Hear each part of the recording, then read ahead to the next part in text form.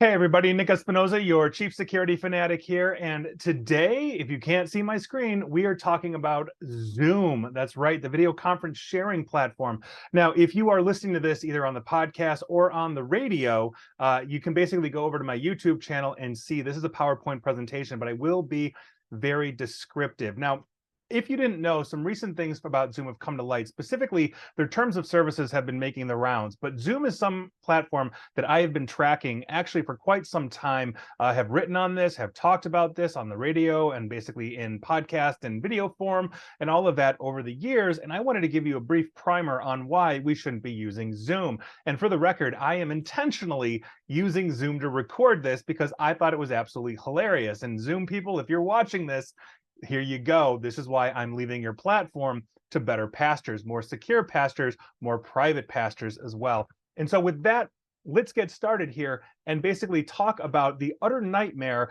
that for privacy that Zoom has been over the years. So I went back and did my homework, looking through my notes, looking basically through Google and all of that. And I found just some basic primer, and this is not a complete list, but understand where we are coming from, because starting in about 2019, 2020, a lot of different things came to light. Now, understand also that Zoom is a Chinese-based company, and something that I've talked about in the past on this show before is that in 2017, the government of China basically created a law that said if you are a Chinese-based corporation like Zoom or TikTok or Alibaba or Tenmu or any one of these companies, and you have information on non-Chinese citizens, aka foreigners, aka Americans or Europeans or whoever, by law, the Chinese government gets access to that as will and as needed. And by virtue of that, we have seen some privacy issues crop up. This is also why I never recommend applications that have been based in China, specifically because we cannot guarantee their privacy.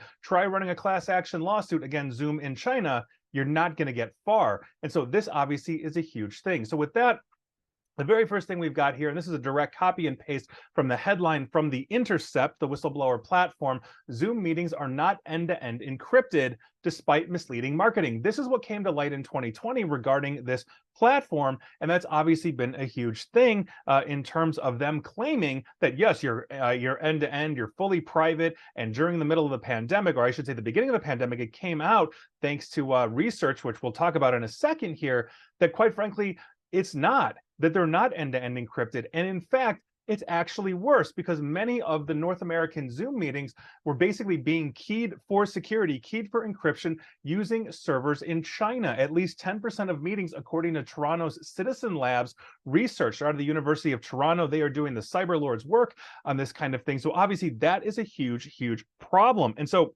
as we are looking at this, understand that Zoom is telling us back in 2020, the middle of the pandemic, yes, please, everybody's going remote, everybody come to Zoom, and Zoom absolutely exploded. But they didn't disclose that a good chunk of essentially our servers were, or our meetings were being secured through private servers in China that they ran, which means they may have access to these kinds of things. Now, Zoom did come out and say, oh, well, this was a mistake in our routing. Take that for what it's worth, etc. But nevertheless, that is a huge mistake, and they should be seeing that enormous amount of traffic leaving North America to hit China and come on back. And quite frankly, if they're not, they're lying. And so I think that is a huge, huge thing. That's obviously my opinion. Now, on top of this, they actually failed to disclose that they had 700 employees in China developing for this. Basically, the impression that the world got was, oh, Zoom is an American company, or Zoom is based very heavily in America, et cetera, but they failed to disclose publicly this. And this was also found out by the Citizen Lab, at the University of Toronto. And that obviously is a huge thing. Developers have the ability to code in specific vulnerabilities. If you want to talk about that, we've looked at Chinese companies in the past, like Huawei and ZTE, that appear to have intentional backdoors built into their products. Again, I've done videos and podcasts over the years on this as well. So that is a huge problem. There could be vulnerabilities that allow remote access to Zoom employees to do things like turn on cameras, record video, et cetera. We don't know, but there haven't been transparent over the years. And that also came to light in that 2020 report. On top of it, about a year or so ago, they paid $85 million to settle a lawsuit over privacy violations on their platform, including Zoom bombing, because most people were not encrypting, essentially their platforms. And we saw schools and meetings where people would just pop right in, to meetings, obviously violating privacy and on and on. And so understand, it's been an insecure platform for years. On top of it, The Guardian had an article entitled "Zoom is Malware." They were very slow to fix vulnerabilities. That basically left cameras potentially exposed. If you were able to exploit the vulnerability, an attacker might be able to gain access to your microphone and camera and all of that. And Zoom has since attempted to say speed things up, or at least that's what they're telling us. That's a huge problem, and obviously more. That is just a snippet. But what we are talking about now today is the terms of service that were recently updated and are starting to make the rounds in the cybersecurity community. And I wanted to talk about this directly because, quite frankly, this is one of the biggest issues that we have. They are basically saying the quiet parts out loud here. And let me read you this if you are basically listening to the podcast or on the radio here as I'm talking about this. This is literally 10.4. What you see on your screen, or if you were watching me, is an exact screenshot. I literally took this snip directly from basically the terms of service page on zoom.us. And so there you go. 10.4, customer license grant. And I quote, you agree to grant and hereby grant Zoom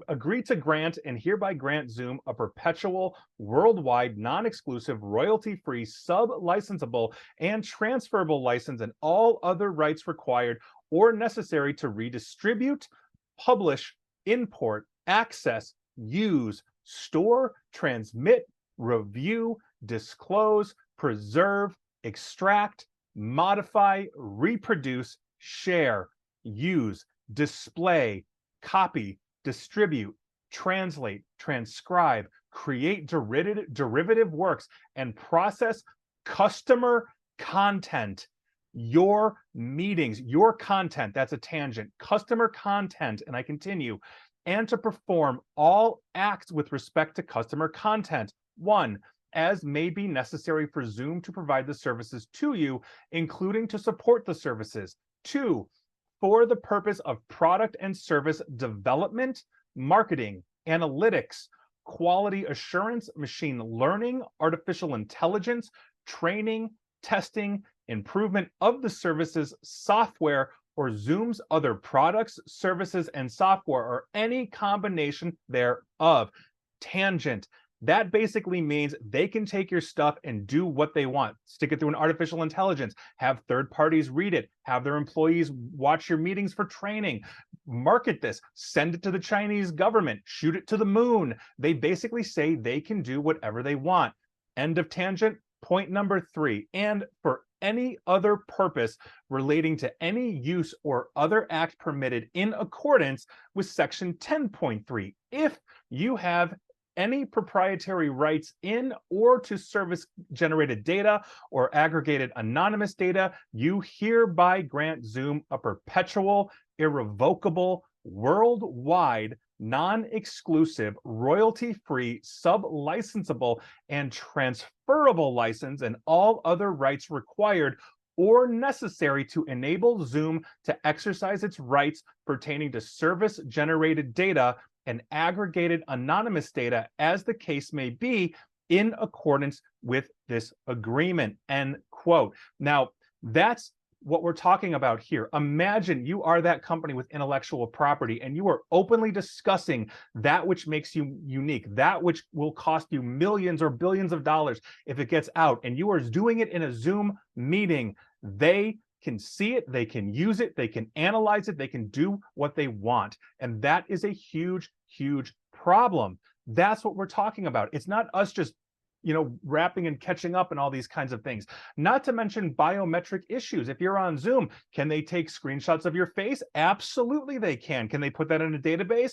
Absolutely they can. Can they take audio voice recordings and have an imprint of you on your audio? Absolutely they can. These are huge problems with this platform. There is no privacy. And while everybody thinks about privacy, especially if you're out of cybersecurity, oh, well, it's encrypted, so I'm good. It is not.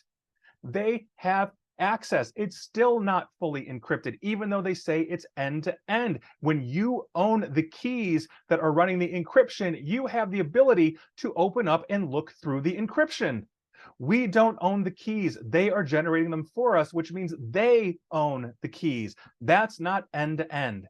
And so I think this is a huge, huge problem. And the very final line of this is, and I quote 10.4, the end of it, notwithstanding the above, Zoom will not use audio, video, or chat customer content to train our artificial intelligence models without your consent. Well, that is in direct contradiction to exactly what they just said. Not to mention the fact, if you're only talking about AI, that doesn't mean they can't copy it out and do it anywhere else. Does anybody actually believe this? This is absolutely insane. And so if you're on Zoom, that is absolutely crazy at this point. If you're doing innocuous things, you're catching up with friends or whatever, and you don't care, that's fine. I have no problem. But if you're conducting business, if you're doing anything sensitive with this, this is a huge problem. And so by virtue of that, here we are. And so thank you for watching. Thank you for listening. Obviously, please like, share, follow me here on Facebook and Twitter at Nick A. ESP, which are, believe me, are no beacons of privacy either, but this is an issue. And basically follow me on YouTube as well. And just please get off of Zoom. And as always, stay safe, stay online, and please attempt to stay private. Thanks, everybody.